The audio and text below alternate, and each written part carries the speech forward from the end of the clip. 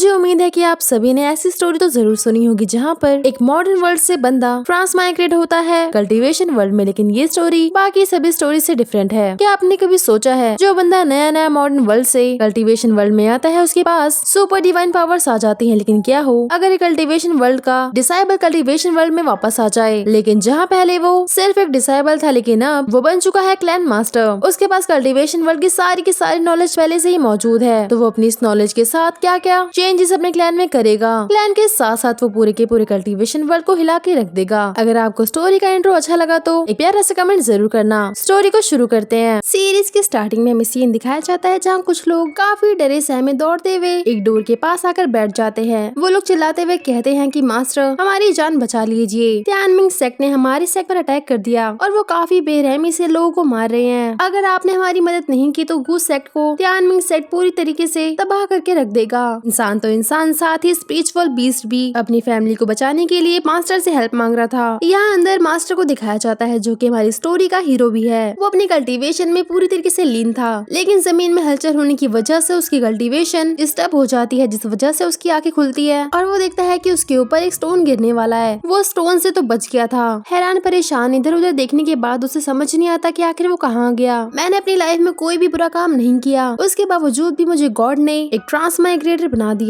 तभी उसे अपने अंदर से एक आवाज आती है। उसे तो समझ नहीं आता कि आखिर ये आवाज कहाँ से आई। अपने हाथ पर टटोलने लग जाता है। वो कहती है कि तुम इस मास्टर की बॉडी में 500 सालों तक रहने के लिए साइन किया है। पता लगता है कि ये बंदा जो कि मास्टर की बॉडी में मौजूद है वो किसी मॉडर्न वर्ल्ड से नहीं बल्कि कल्टीवेशन वर्ल्ड से ही आया है, इसलिए उसे कल्टीवेशन वर्ल्ड की सारी नॉलेज पहले से ही है। लेकिन पिछली लाइफ में वो एक नॉर्मल सा कल्टीवेटर था, लेकिन इस लाइफ में वो बना है सेक्ट लीडर और सिस्टम की मेहरबानी से उसके पास मास्टर की भी मेमोरी मौजूद थी, इसीलिए उसे समझने में देर नहीं लगती कि आखिर यहाँ पर क्या चल रहा है। लेकिन सबसे बड़ी दिक्कत तो ये हो गई थी कि गू के पास मास्टर की कल्टीवेशन नहीं बल्कि उसकी पिछली लाइफ की कल्टीवेशन मौजूद थी, जिस वजह से वो चाहकर भी अपने सेक्ट को प्रोटेक्ट नहीं कर सकता था। तभी उसके सामने सिस्टम अपीयर होती है, ये कहते हुए कि अगर तुम चाहते हो कि तुम अपने सेक्ट को बचा सको तो जैसा मैं कहती हूँ वैसा ही करो और रिवॉर्ड के तौर पर तुम्हें मिलेगा द ग्रेट एम्पायर रियलम की कल्टीवेशन, एम्पायर एम्पायर एम्पायर, साथ ही हाफ सेंट एम्पायर की पावर जो कि सेंट वर्ल्ड में पीक पर होता है। सिस्टम ने प्रोसेस स्टार्ट कर दिया था। इसकी एनर्जी इतनी ज्यादा थी कि बाहर बैठे एल्डर को हेवनली एनर्जी सेंस हो रही थी। यहीं दूसरे एल्डर को दिखाया जाता है जो कि तियानमिंग सेक्ट से आए हुए डिसाइबल से फाइट कर रहे थे। तियानमिंग सेक्ट का मास्टर एक जायंट पाम क्रिएट करके एल्डर की तरफ थ्रो कर देते हैं, जिस वजह से एल्डर पीछे हट जाते हैं। यही तियानमिंग सेक्ट का एल्डर कहता है कि आखिर गो फैमिली की हिम्मत कैसे हुई हमारे होली सन से गद्दारी करने की। एल्डर भी लाइक गद्दारी कर पे। यहाँ सेकंड मास्टर को दिखाया जाता है जो कि हंसते हुए कह रहा था कि हमारे होली सन ने ऑर्डर दिए हैं कि तुम्हारे क्लैन को पूरी तरीके से डिस्ट्रॉय कर दिया जाए, हमारा एक भी नामो निशान यहाँ पे नहीं दिखना चाहिए। यहाँ फर्स्ट मास्टर को दिखाया जाता है जिसने एक और अटैक प्रिपेयर कर लिया था। फॉर्मेशन क्रिएट करते हुए उसने सेक्ट पर बने हुए शील्ड पर फॉर्मेशन थ्रो कर दिया। शील्ड में दरारें आनी शुरू हो गई, जो देखकर बाकी डिसेबल कहते हैं अगर ऐसा ही रहा तो हमारी गो फैमिली डिस्ट्रॉय हो जाएगी। यहाँ सेकंड मास्टर ने भी एक जाइंट डिवाइन हार्मर क्रिएट कर शील्ड पर अटैक कर दिया, जिस वजह से पूरी तरीके से शील्ड डिस्ट्रॉय हो गई। यहाँ एल्डर अभी भी सेक्ट मास्टर को आवाज दिए जा रहे थे अगर आप नहीं आए तो हमारा सेक्ट नहीं बचेगा। यहाँ डिसाइबल्स को चारों तरफ से तियानमिंग सेक्ट के डिसाइबल ने घेर लिया था। फर्स्ट मास्टर कहता है कि तुम लोग अब नहीं बचोगे।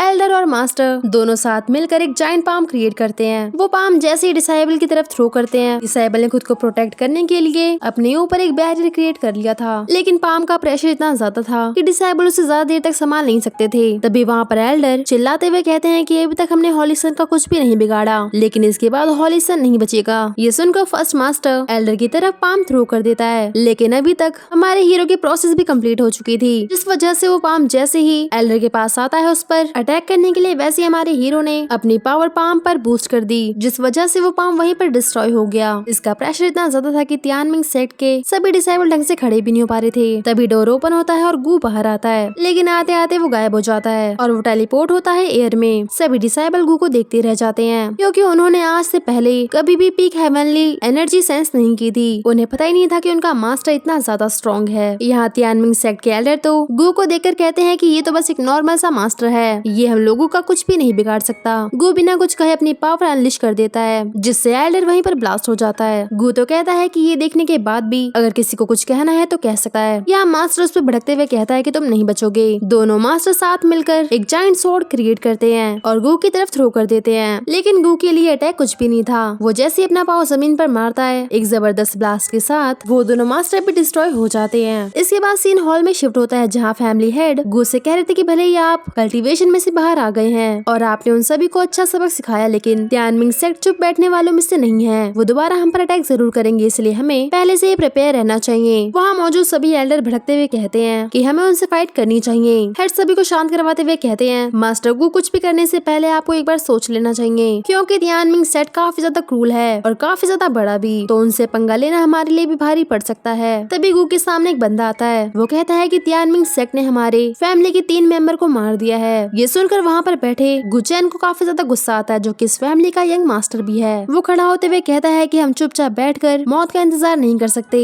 इसलिए हमें ही पहले अटैक करना होगा। जो सुनकर वहाँ पर मौजूद एक एल्डर कहते हैं उनके सेक्ट में जाना मतलब खुद ही सुसाइड करना। हालांकि हमारा सेक्ट भी काफी ज्यादा स्ट्रॉन्ग है, लेकिन खुद से मौत को दावत देना एक बेवकूफी भरा काम है। जब हेड ये देखते हैं कि उनका बेटा चैन पागलों भरी बातें कर रहा है, तो वो मास्टर से माफी मांगते हैं, ये कहते हुए कि मेरे बेटे को समझनी है कि कहाँ पर क्या बोलना चाहिए। गू चैन भी मास्टर से माफी मांग लेता है, लेकिन गू को चैन काफी ज्यादा इंटरेस्टिंग लगता है, तो वो उसे अपने पास बुलाता है, जिससे गू को सेंस हो गया था कि चैन की बॉडी कोई आम बॉडी नहीं है, बल्कि उसकी बॉडी कियान लॉन्ग शॉर्ट बॉडी है। चैन को यकीन ही नहीं होता कि उसके पास इतनी पावरफुल बॉडी मौजूद है। मास्टर बताते हैं कि चैन अगर चाहे तो वो अपने से ज्यादा कल्टीवेशन वाले बंदे को भी आराम से हरा सकता है। हेड को तो डाउट होने लग जाता है कि ये सच में उसी का बेटा है। बाकी एल्डर्स को शांत करवाते हुए मास्टर उन सभी से कहता है कि मैं खुद तियानमिंग सेक्ट जाऊंगा और अगर जरूरत पड़ी तो हम लोग उन पर अटैक जरूर करेंगे। वो शियाओ चैन को अपने साथ ले जाते हैं और वो दोनों वहाँ से टेलीपोर्ट हो जाते हैं। यहाँ पर तियानमिंग सेक्ट का सीन दिखाया जाता है, जहाँ पर डिसाइबल हॉलीसन के सामने बैठे हुए थे। हॉलीसन उनसे पूछता है कि ये क्या तुम लोगों ने गू फैमिली को डिस्ट्रॉय कर दिया, जिस पर डिसाइबल उससे बताते हैं कि गू फैमिली के मास्टर ने उनके सभी एल्डर्स और यंग मास्टर्स को हरा दिया। जो सुनने के बाद दिन गुस्से में खड़े होते हुए कहता है कि वो इतना छोटा सा क्लैन तुम लोगों से डिस्ट्रॉय नहीं किया गया। डिसाइबल उन्हें शांत करवाते हुए कहते हैं गू फैमिली काफी ज्यादा कमजोर है, वो ज्यादा देर तक हमारे सामने टिक नहीं पाएंगे, तो आपको टेंशन लेने की जरूरत नहीं है। हॉलीसन भी उनकी बात मान जाता है। वो कहता है कि सेक्ट मास्टर को इस बारे में पता लगना नहीं चाहिए, अगर उन्हें पता लगा तो मैं तुम्हें जिंदा नहीं छोड़ूंगा। वो दोनों वहाँ से निकल ही रहे थे, तभी उनकी बॉडी अपने आप ही ब्लास्ट हो जाती है, जो देखकर तो यून की भी फटने लगी थी। तभी पता लगता है कि तियानमिंग सेक्ट में मास्टर गू की एंट्री हो चुकी है। प्रेशर इतना ज्यादा था कि हॉलीसन भी उसे संभाल नहीं पा रहा था। यून तो चिल्लाता ही रह जाता है कि मैं तियानमिंग सेक्ट का हॉलीसन हूँ, तुम मेरे साथ ऐसा बिहेव नहीं कर सकते, तुम सोच भी नहीं सकते कि मैं तुम्हारे साथ कितना बुरा कर सकता हूँ। यहाँ चैन को अपने मरे हुए साथियों के बारे में याद आ जाता है और वो गुस्से में जाकर यून को एक जोरदार पंच मार देता है और वो लगातार उसको पंच मारता ही रहता है। मास्टर चुपचाप खड़े हो गए ये सीन देख रहे थे। यहाँ चैन यून को एक जोरदार किक मारता है। यहाँ तियानमिंग सेक्ट के बाकी एल्डर अपने हॉलीसन को बचाने आ ही रहे थे, लेकिन तब तक चैन ने उसकी हालत काफी ज्यादा बुरी कर दी थी और यून को एल्डर्स की तरफ ही थ्रो कर दिया और चुपचाप जाकर मास्टर के बगल में खड़ा हो गया और उसके फेस पर एक अलग ही सेटिस्फेक्शन नजर आ रही थी। और वो मास्टर से कहता है कि अब हमें यहाँ से निकलना चाहिए, क्योंकि तियानमिंग सेक्ट के लिए इतना ही काफी है। अगर यहाँ पे फाइट शुरू हो गई तो आप और मैं दोनों ही फंस जाएंगे। आप तो बुढ़ी हो चुके हैं, तो आपकी प्रोटेक्शन भी मुझे ही करनी होगी। अगर आपको चोट लगी तो मेरे डैड मुझे नहीं छोड़ेंगे। गू तो चुपचाप उसकी बातें सुन रहा था। थोड़ी देर बाद गू कहता है कि मैं बस तुम्हें यहाँ पर तियानमिंग सेक्ट के लोगों को मारने के लिए लाया था और तुम चाहते हो कि हम लोग यहाँ से निकल जाए। यहीं दूसरी तरफ जब एल्डर यून की बॉडी को चेक करते हैं तो उन्हें पता लगता है कि उनका हॉलीसन मर चुका है और ये बात सेक्ट मास्टर भी सुन लेते हैं, जो गुस्से में अपनी पावर रिलीज करते हुए मास्टर गू से कहते हैं कि तुम लोग जिंदा नहीं बचोगे। यहाँ सेक्ट मास्टर ने अपनी स्वॉर्ड निकालते हुए मास्टर गू पर अटैक कर दिया था और उसका साथ देने के लिए तियानमिंग सेक्ट के एल्डर भी गू पर अटैक कर देते हैं। वो दोनों आगे बढ़ ही रहे थे, तभी गू अपनी हल्की सी पावर रिलीज करता है, जिससे ये दोनों एयर में ही ब्लॉक हो गए थे और गू के अटैक करने की वजह से ये दोनों एयर में ही वैनिश हो गए। यहाँ ये सीन देखकर चैन का मुंह खुला का खुला रह जाता है। इतने बुढ़े होने के बावजूद भी इनके अंदर इतनी ज्यादा पावर है और ये सारा नजारा बाकी डिसाइबल भी छुप कर देख रहे थे। उन्हें तो यकीन ही नहीं होता कि गू फैमिली इतनी ज्यादा पावरफुल है। उन डिसाइबल्स में से एक बंदा कहता है भले ही मास्टर गू ने हमारे एल्डर्स को मार दिया हो, लेकिन हमारे तियानमिंग सेक्ट में एक और एल्डर मौजूद है और मुझे पूरा विश्वास है कि वो मास्टर गू को जरूर हरा देंगे। यहाँ चैन मास्टर की ऐसी पावर देखकर काफी ज्यादा एक्साइटेड हो जाता है। वो कहता है कि मास्टर मुझे पता था कि आप एक काफी अच्छे कल्टीवेटर हैं। मुझे तो लगा था कि आप बुढ़े होने की वजह से फाइट नहीं कर पाएंगे, लेकिन आपने तो कमाल ही कर दिया। मैं भी आप ही की तरह एक काफी अच्छा कल्टीवेटर जरूर बनूंगा। मास्टर गू से कहते हैं कि इस कल्टीवेशन लेवल पर पहुंचना इतना आसान भी नहीं है, उसके लिए तुम्हें काफी ज्यादा मेहनत करनी होगी। वो लोग बातें कर ही रहे थे, तभी मौसम अचानक से चेंज हो जाता है। तियानमिंग सेक्ट के सभी डिसाइबल नील डाउन कर लेते हैं और आसमान से एक जायंट स्वॉर्ड गू पर अटैक कर देती है, लेकिन जैसे ही गू अपनी पावर रिलीज करता है वो स्वॉर्ड वहाँ से गायब हो जाती है। तभी वहाँ पर एंट्री होती है तियानमिंग सेक्ट के सुप्रीम एल्डर की, जिनका नाम मू चैंग था, जो कि अपने काफी सारे डिसाइबल के साथ वहाँ पर आया था। उनमें से एक एल्डर गू को कहता है कि क्या क्या तुम्हें पता नहीं है कि तुम किससे पंगा ले रहे हो? अगर अपनी जान प्यारी है तो यहाँ से निकल जाओ। लेकिन गू वहाँ से जरा भी नहीं हिलता, बल्कि उन लोगों को अपनी पावर शो करने लग जाता है, जिसका ऑरा सेंस करने के बाद एल्डर भी समझ चुके थे कि ये बंदा कोई नॉर्मल कल्टीवेटर नहीं है। एल्डर गू से कहता है हम लोग चाहे तो बैठकर भी आराम से बात कर सकते हैं, लेकिन गू इसके लिए साफ मना कर देता है, जिससे एल्डर को और भी ज्यादा गुस्सा आ जाता है। वो गू पर चिल्लाते हुए कहता है कि तुम अपने आप को समझते क्या हो, लेकिन गू अभी भी कुछ नहीं कहता, बल्कि एल्डर पर ही चीख देता है। और उसका प्रेशर इतना ज्यादा था कि एल्डर के लायक सभी डिसाइबल एक एक करके ब्लास्ट होना शुरू हो जाते हैं। देखते ही देखते एल्डर के लायक सभी डिसाइबल वैनिश हो चुके थे।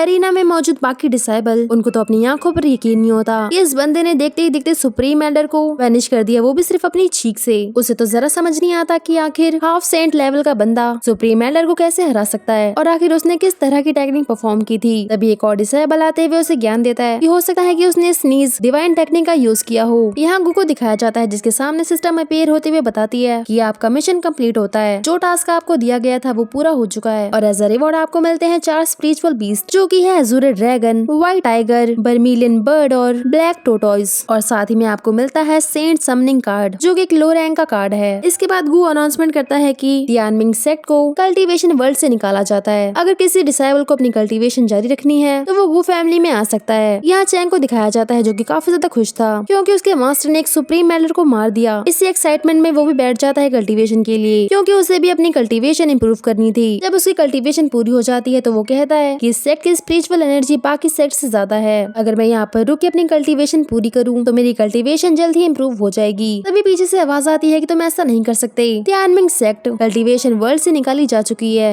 इसके बाद में मास्टर गू को अपने सेक्ट में दिखाया जाता है, जहाँ वो सभी डिसाइबल्स को लेक्चर दे रहे थे कि उन्हें जल्द से जल्द अपनी कल्टीवेशन इंप्रूव करनी होगी, जिससे कोई भी सेक्ट उन पर दबाव ना बना सके। उनको कैसे भी करके अपने सेक्ट को नंबर 1 सेक्ट बनाना होगा। जब मास्टर गू वहाँ से जाने लग जाते हैं तो वो चैन से कहते हैं कि तुम मेरे साथ आओ। हेड ये देखकर काफी ज्यादा खुश होते हैं कि मास्टर खुद उसके बेटे को ट्रेनिंग दे रहे हैं, और ये सुनकर चैन भी काफी ज्यादा खुश होता है। यहाँ बाकी सारे एल्डर को दिखाया जाता है, जो कि आपस में बात कर रहे थे। हमारे मास्टर इतने सालों बाद अपनी कल्टीवेशन में से बाहर आए हैं, लेकिन जब से वो अपने ध्यान में से वापस आए हैं तब से उनकी पावर अलग ही सेंस हो रही है। वैसे पहले तो उन्हें लड़कियां काफी ज्यादा पसंद थी। मैं जल्दी से जल्दी अपनी बेटी को यहाँ पर बुलाता हूँ। अगर मास्टर को मेरी बेटी पसंद आ गई तो मेरे तो भाग ही खुल जाएंगे। दूसरे एल्डर कहते हैं कि मैं भी लाइन में हूँ। यहाँ हॉल में चैन को मास्टर गू के साथ दिखाया जाता है, जो कि गू फैमिली का मेन पीक हॉल था। चैन जब इतने बड़े हॉल को देखता है तो उसकी आंखें फटी की फटी रह जाती है। चैन यहाँ पर पहली बार आया था, उसे तो यकीन ही नहीं होता कि मेरे यंग सिस्टर ने इस हॉल को अपने हाथों से बनाया है। यहाँ मास्टर गू चैन को अपने पास बुलाते हुए कहते हैं कि आओ मैं तुम्हारी क्यान लॉन्ग स्वॉर्ड बॉडी को एक्टिवेट करने में तुम्हारी हेल्प कर दूं, और तुम्हें अपनी ड्रैगन स्वॉर्ड बॉडी को एक्टिवेट करने के लिए अपना बेस स्ट्रॉन्ग करना होगा। ये सुनकर चैन होश में आते हुए कहता है यंग सिस्टर के हिसाब से ड्रैगन स्वॉर्ड बॉडी को एक्टिवेट करने के लिए उन्हें अनीड स्वॉर्ड की जरूरत होती है, और मेरे पास इतनी रेयर बॉडी मौजूद है, लेकिन आज तक सेक्ट के किसी भी एल्डर ने ये पता नहीं कर सके। मुझे तो लगता है कि कोई चाहता ही नहीं कि मैं अपनी इस रेयर बॉडी को एक्टिवेट करूं। उसकी बातें सुनकर मास्टर वो उससे कहते हैं अनीड स्वॉर्ड, इस स्वॉर्ड को पाना तुम्हारे लिए बहुत आसान नहीं होने वाला। इस स्वॉर्ड में एंसेस्टर की कई सारी पावर्स मौजूद हैं। ये एक एशिएंट स्वॉर्ड है जो शाइन इन इनवेट के मिड में ही दिया जाता है। इसके बाद अपने पास से वही स्वॉर्ड निकाल कर चैन की तरफ थ्रो करते हुए कहते हैं कि इसका वेट 1000 पाउंड से भी ज्यादा है। चैन जब वो स्वॉर्ड अपने हाथों में लेता है तो उसको एक अलग ही एनर्जी सेंस होती है। ये स्वॉर्ड एक ड्रैगन स्वॉर्ड बॉडी के लिए ही बनी हुई है। चैन मन में ही कहता है मास्टर ने जो स्वॉर्ड मुझे दी है वो वेपन कम से कम किंग लेवल के बंदे को दी जाती है। यहाँ ये स्वॉर्ड जैसे एक्टिवेट होती है उसमें से एक ड्रैगन निकलकर चैन की बॉडी के अंदर एब्जॉर्ब होने लग जाती है। जैसे ये प्रोसेस कंप्लीट होता है चैन को अपनी बॉडी के अंदर हेवनली पावर सेंस होने लग जाती है। उसे तो यकीन ही नहीं होता कि उसके पास भी अब इतनी ज्यादा पावर मौजूद है। वो मास्टर गू के सामने नील डाउन करते हुए उनसे कहता है कि आपने मुझ जैसे नॉर्मल डिसाइबल के ऊपर काफी बड़ी मेहरबानी की है। यहाँ मास्टर गू कहते हैं कि आप गो फैमिली के यंग मास्टर हैं, अब आपको काफी मेहनत से अपनी कल्टीवेशन पर ध्यान देना है और साथ ही आने वाली जनरेशन को भी प्रोटेक्ट करना है। साथ ही मास्टर गू अपने पास से एक एशियन बुक निकालते हुए चैन की तरफ थ्रो कर देते हैं, ये कहते हुए कि ये तुम्हारी कल्टीवेशन में तुम्हारी काफी ज्यादा हेल्प करेगा। चैन लपक कर उस बुक को पकड़ लेता है। चैन जब उस बुक को ओपन करता है तो उसे पता लगता है कि ये बुक स्वॉर्ड ड्रैगन एम्परर सूत्रा की है, जिसमें हाई लेवल की कल्टीवेशन भी काफी इजीली और काफी शॉर्ट फॉर्म में लिखी हुई थी। चैन को ये बुक देखकर काफी मजा आ जाता है कि अब तो मेरे बल्ले बल्ले हैं। इतने हाई लेवल की टेक्निक देखकर उसे यकीन ही नहीं होता कि ये सच है। वो अपना हाथ पटकते देखते हुए कहता है कि मैं मान ही नहीं सकता, मैं जरूर कोई सपना देख रहा हूँ। मास्टर गू को लगता है इसे समझ नहीं आया कि इस बुक में क्या लिखा हुआ है, तो वो चैन से पूछते हैं कि क्या तुम्हें समझ नहीं आया। तो चैन उस बुक को अपने सीने से लगाते हुए कहता है ये बुक सच में काफी ज्यादा कमाल की है, मैंने आज से पहले ऐसी बुक कभी भी नहीं देखी। इस बुक में काफी रेयर टेक्निक्स काफी सिंपल फॉर्म में लिखी हुई है, मैंने आज से पहले ऐसी बुक कभी भी नहीं देखी। मास्टर गू से समझाते हुए कहते हैं कि तुम गू फैमिली के यंग मास्टर हो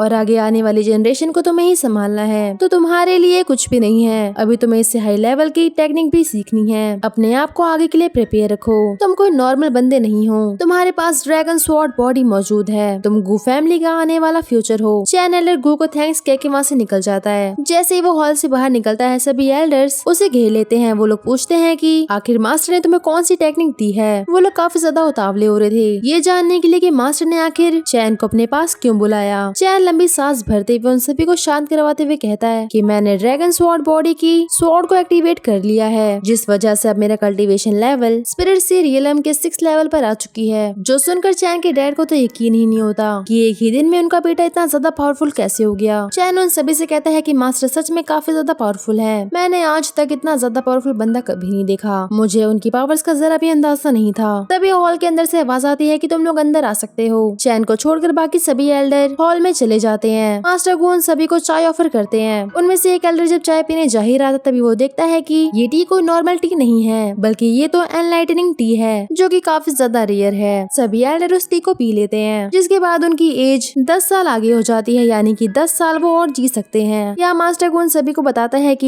ये टी है तो वैसे कमाल की, लेकिन इसको पीने के बाद गले में जलन होती है और इसका टेस्ट बाकी टी से कड़वा होता है। जब सभी एल्डर को इस बारे में पता लगता है कि उनकी एज 10 साल आगे हो चुकी है, तो वो फिर से मास्टर गू से वही टी मांगने लग जाते हैं और मास्टर गू भी उनको बड़े प्यार से वो टी दे भी देता है। चाय पीने के बाद मास्टर गू सभी से कहते हैं कि मैं अपनी गू फैमिली को फिर से ग्रो करना चाहता हूँ, मैं नहीं चाहता कि कोई भी आकर हम पर अटैक कर दे। किसी भी हाल में गू फैमिली को काफी ज्यादा स्ट्रॉन्ग बनना होगा। मैंने भले ही तियानमिंग सेट को पूरी तरीके से डिस्ट्रॉय कर दिया, लेकिन अभी भी ऐसे बहुत से सेक्ट है जो हमें डिस्ट्रॉय करना चाहते हैं। सभी एल्डर्स गू की बात समझ जाते हैं और वहाँ से निकल जाते हैं। सभी एल्डर्स काफी ज्यादा जोश में भर चुके थे। वो लोग कहते हैं कि अब हमें किसी भी तरीके से अपनी गू फैमिली को वापस से ग्रो करना होगा। एल्डर ये भी कहते हैं कि मुझे अपनी बेटी को जल्द से लाना होगा, और एक और एल्डर कहते हैं कि मुझे अपने बेटे को भी, जिससे उसका भी मार्गदर्शन होता रहेगा। वो सभी एल्डर फटाफट वहाँ से निकल जाते हैं। यहाँ फैमिली हेड सभी को ऑर्डर देते हैं कि तियानमिंग सेट के जितने भी रिसोर्सेस हैं जल्द से जल्द वो गू फैमिली के पास आ जाने चाहिए। और ऐसा ही होता है। तियानमिंग सेट के सभी कॉइन ट्रेजर वो गू फैमिली अपने सेट में ले आती है। यहाँ हमारे बुजुर्ग हीरो को दिखाया जाता है जो कि बैक माउंटेन में आराम कर रहे थे। सिस्टम उन्हें बताता है कि आपका मिशन पूरी तरीके से कंप्लीट हो चुका है और एज अ रिवॉर्ड आपको मिलता है क्रिम्सन सन इमॉर्टल फ्रूट और साथ ही आइस सोल इमॉर्टल लोटस। तभी वहाँ पर चैन भागते हुए आता है और वो मास्टर गू के पास 2 स्पिरिचुअल बर्ड देखता है, जिन्हें देखने के बाद उसकी फटके हाथ में आ चुकी थी और इस पर व्हाइट टाइगर उस पर घुरा देता है, जिससे चैन के तो पसीने छूटने लग जाते हैं। तभी मास्टर गू अपने टाइगर को शांत करवाते हुए कहते हैं कि चैन तुम्हें कोई काम है क्या, तुम्हें कल्टीवेशन में कोई दिक्कत है। चैन मास्टर से पूछता है कि आखिर ये दोनों मॉन्स्टर कौन है, और व्हाइट टाइगर अपने लिए मॉन्स्टर वर्ड सुनकर और ज्यादा गुस्सा हो जाता है। टाइगर भी लाइक क्या बोला बे। मास्टर गू चैन को समझाते हुए कहते हैं कि ये दोनों मेरे स्पिरिचुअल बर्ड्स हैं, ये स्पिरिचुअल बीस्ट ही हमारे फैमिली को प्रोटेक्ट करेंगे। तभी चैन की नजर फ्यूनिक्स बर्ड पर पड़ती है, जिसे देखने के बाद फैंग समझ जाता है कि मास्टर उसकी सोच से भी ज्यादा पावरफुल है। तभी मास्टर को चैन से पूछता है कि तुम्हारी कल्टीवेशन कैसी चल रही है। चैन बताता है कि पहले से बेटर है। तभी वहाँ पर 2 लेडीज आ जाती हैं। पता लगता है कि ये दोनों ग्रैंड एल्डर की ग्रैंड डॉटर्स हैं। चैन की नजर जब उन दोनों पर पड़ती है तो वो उन दोनों को गू के पास ले आता है। इसमें से ब्लू वाली का नाम है लिन और रेड वाली का किन। गू जैसे उन दोनों को देखता है उन दोनों का हाथ पकड़ लेता है। उन दोनों को ही समझ नहीं आता कि आखिर मास्टर करना क्या चाहते हैं। तभी गू को पता लगता है कि इन दोनों की बॉडी भी चैन के जैसी ही है। एक की बॉडी है ड्रैगन स्वॉर्ड बॉडी और दूसरी की 9 यांग 2 फायर बॉडी। मास्टर कहते हैं कि गू फैमिली ने 3 इतने काबिल डिसाइबल को जन्म दिया है। किन कहती है कि मास्टर आपको अनकंफर्टेबल फील नहीं हो रहा, जिस पर मास्टर गू हंसते हुए कहते हैं कि क्या अनकंफर्टेबल, मैं तो तुम दोनों से ही खुश हूँ। यहाँ गू उन दोनों को अपनी बेटियों की तरह ही प्यार करता है। तभी चैन मास्टर से कहता है कि किन जो कि हमेशा आग में जलती रहती है और दूसरी ली जो कि हमेशा ठंड से कांपती रहती है, इन दोनों की बीमारी बचपन से ही इनके साथ है। कुछ लोग तो ये कहते हैं कि ये दोनों ही अनप्योर गर्ल है, इनके पास कोई भी नहीं आना चाहता। बचपन से इनकी बीमारी का इलाज ढूंढा जा रहा है, लेकिन अभी तक इनका इलाज नहीं मिल सका। ये बातें सुनकर मास्टर कहते हैं कि मुझे सब पता है, और वो जैसे उन दोनों के सर पर 2 फिंगर रखते हैं वैसे ही उन दोनों की पावर्स एक्टिवेट हो जाती हैं और साथ ही अब वो दोनों अपनी पावर्स को कंट्रोल भी कर पा रही थी। तभी गू कहता है कि ये कोई बीमारी बीमारी नहीं है, बल्कि किन के पास तो 9 यांग 2 फायर बॉडी मौजूद है और ली के पास 9 यिन फ्रॉस्ट बॉडी। एक के पास फायर की पावर है तो दूसरी के पास आइस की। इन दोनों का ही बॉडी स्ट्रक्चर इतना ज्यादा रेयर है कि 10,000 साल में ऐसी बॉडी स्ट्रक्चर वाले कुछ ही लोग पैदा होते हैं। यह सुनने के बाद शेन की आंखें तो फटी की फटी रह जाती है कि क्या सच में? आपका मतलब है कि ये कोई बीमारी नहीं है? जिस पर गु कहता है कि हाँ, ऐसे पावर वाले सिर्फ कुछ ही लोग हैं इस पूरे कॉन्टिनेंट पर। स्टार्टिंग लेवल्स में बॉडी स्ट्रक्चर हमारे कंट्रोल में नहीं होती, लेकिन जैसे जैसे प्रैक्टिस के साथ इनकी स्किल इम्प्रूव होगी, ये अपनी पावर्स को कंट्रोल करना सीख जाएंगे। अभी ये दोनों अंदर से काफी ज्यादा कमजोर हैं। जैसे जैसे इनकी कल्टीवेशन लेवल बढ़ेंगे, ये दोनों ही पावरफुल होते जाएंगे। यहाँ किन तो कहती है कि मतलब हम दोनों कोई मॉन्स्टर्स नहीं है। वो उसको बड़े प्यार से कहता है कि बिल्कुल भी नहीं, बल्कि तुम्हारे अंदर तो बचपन से ही कल्टीवेशन स्किल मौजूद है। मैं तुम दोनों को अपनी पावर्स को कंट्रोल करना सिखाऊंगा। ये सुनकर दोनों ही काफी ज्यादा खुश हो जाती हैं और दौड़ते हुए गु के गले लग जाती हैं। गु भी बड़े प्यार से उन दोनों को गले लगा लेता है। तभी वो अपने पास से वो दोनों चीजें निकालता है जो कि उसे रिवॉर्ड में मिली होती हैं। क्रिम्सन सेन इमॉर्टल फ्रूट और आइस सोल इमॉर्टल लोटस। वो दोनों ही उन दोनों को दे देता है। वो दोनों जैसे उस फ्रूट को खाती हैं, उनकी बॉडी में से एनर्जी रिलीज होना शुरू हो जाती है। इस एनर्जी से किसी को तकलीफ ना हो इसलिए गु उनके चारों तरफ एक शील्ड क्रिएट कर देता है। देखते ही देखते दोनों अपनी पावर्स को काफी हद तक कंट्रोल करना सीख चुकी थी। पता लगता है कि ये दोनों स्पिरिट सी के इनिशिएट स्टेज पर पहुंच चुकी हैं। यहाँ शेन तो मुंह फाड़ कर दोनों को देख रहा था। वो तो काफी ज्यादा गुस्सा करता है कि मुझे स्पिरिट सी के इनिशियल लेवल पर पहुंचने के लिए इतनी ज्यादा मेहनत करनी पड़ी, लेकिन ये दोनों अलग झपकते ही इनिशियल लेवल पर पहुंच चुके हैं। ये तो बहुत ज्यादा नाइंसाफी है। इस दुनिया में जस्टिस है ही नहीं। मेरे साथ गलत हुआ है। वो काफी ज्यादा रोने लग जाता है। तभी गु उसे समझाते हुए कहता है कि क्या एक सिस्टर ने तुम्हारी कल्टीवेशन को बढ़ाया नहीं था? तुम्हारे पास फाइटिंग स्किल्स भी मौजूद है, लेकिन ये दोनों अभी फाइटिंग स्किल्स नहीं जानती, क्योंकि तुम्हें लगता कि अभी तुम इनसे काफी ज्यादा आगे हो। शेन बिलाई बात तो ठीक है, लेकिन उनकी कल्टीवेशन मुझसे ज्यादा है। और ये कहते कहते वो वहाँ से जाने लग जाता है। तभी किन कहती है कि मुझे लगता है कि मैं अपनी पावर्स को कंट्रोल कर पा रही हूँ। दोनों की दोनों ही अपनी पावर्स को कंट्रोल करना सीख चुकी थी। ये देखकर वो काफी ज्यादा खुश होती हैं। जो चीज अभी तक उन लोगों के लिए एक बीमारी थी, अब वही चीज इन दोनों के लिए एक प्लेजर बन चुकी थी। वो दोनों ही अपनी इस पावर को पाकर काफी ज्यादा खुश थी। दोनों ही खुशी से कूदने लग जाती हैं। तभी गु उन दोनों से कहता है कि क्या तुम्हें अपनी ये पावर्स ग्रैंडपा को नहीं दिखानी? जो सुनकर दोनों ही वहाँ से निकल जाते हैं अपनी पावर्स ग्रैंडपा को दिखाने के लिए। उन दोनों के ही वहाँ से जाने के बाद फैमिली हेड उनके पास आते हैं। वो काफी ज्यादा डरते हुए कहते हैं, वो बताते हैं कि उनकी मुलाकात पर्पल क्लाउड हॉलीलैंड के लोगों से हुई। जैसे ही उन्हें पता लगा कि हमने तियानमिंग सेक्टर पर कब्जा कर लिया है, वो लोग हम लोगों को धमकाने के लिए आ गए। उन्होंने कॉइन, स्टोन और ट्रेजर में से 70% का हिस्सा मांगा है और उन्होंने ये भी कहा है कि अगर हमने ऐसा नहीं किया तो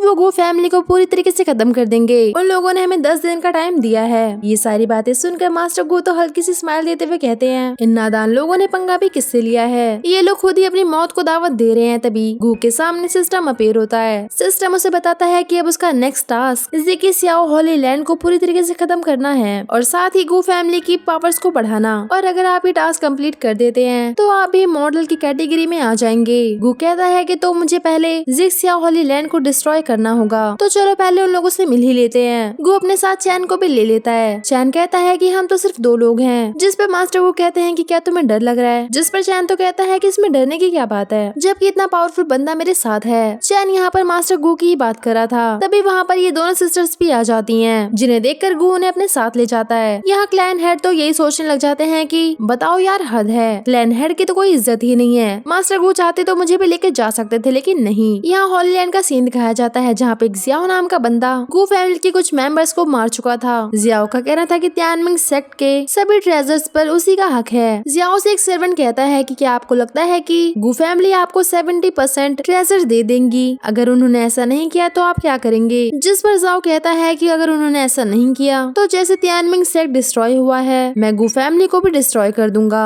उनका नामो निशान नहीं बचेगा। वही सारी बातें कर ही रहा था। तभी वहाँ पर गु फैमिली के डिवाइन चाइल्ड आ जाते हैं मास्टर गु के साथ। गु के आते ही जियाओ ने उसकी एनर्जी सेंस कर ली थी। वो तो मन में सोच रहा था कि आखिर ये बंदा किस लेवल पर है। वो जियाओ से कहता है कि आखिर तुम कौन हो? मास्टर गु जब अपने क्लैन के लोगों को ऐसा मरा हुआ देखते हैं तो उन्हें काफी ज्यादा गुस्सा आता है। तभी जियाओ कहता है कि तुम ही लोगों ने तियानमिंग सेक्ट को डिस्ट्रॉय किया है ना? अगर तुम्हें पता ना हो तो मैं तुम्हें बता दूं कि तियानमिंग सेक्ट से हर महीने हमारे पास 70% मटेरियल्स आते हैं और साथ ही 10% एंट्री फीस। इसलिए मैं चाहता हूँ कि उनके ट्रेजर्स का 70% ज़िकी सियाओ हॉलीलैंड पर आ जाए, वो भी 10 दिनों के अंदर अंदर। और अगर तुमने ऐसा नहीं किया तो इस बंदे की जगह तुम होगे। चैन को ये सारी बातें सुनकर काफी ज्यादा गुस्सा आ रहा था और हमें तो पता ही है कि वो बिना कुछ सोचे समझे अटैक कर देता है और ऐसा ही होता है। चैन जाओ पर अटैक कर देता है, लेकिन जाओ भी कम नहीं था। चैन जैसे ही उस पर अटैक करने आता है, वो चैन को एयर में ही ब्लॉक कर लेता है। ब्लॉक करने के बाद वो चैन से कहता है कि तुम स्पिरिट सी के कल्टीवेटर, तुम्हें क्या लगता है कि तुम अपनी इस नॉर्मल स्वॉर्ड से मुझे कोई भी नुकसान पहुंचा सकते हो। इसके बाद वो गू को टोंट मारते हुए कहता है कि गू फैमिली और हॉलीलैंड में यही फर्क है, तुम इन दोनों लड़कियों को मेरे पास छोड़ दो और यहाँ से चले जाओ, मैं तुम्हारे लोगों को कोई भी नुकसान नहीं पहुँचाऊंगा। जो सुनकर इन दोनों सिस्टर्स को गुस्सा आ जाता है। दोनों सिस्टर एक साथ जाओ पर अटैक कर देते हैं, लेकिन जैसा कि हमें पता है कि जियाओ की कल्टीवेशन काफी ज्यादा है, इसलिए ये दोनों उसका कुछ भी नहीं बिगाड़ पाते।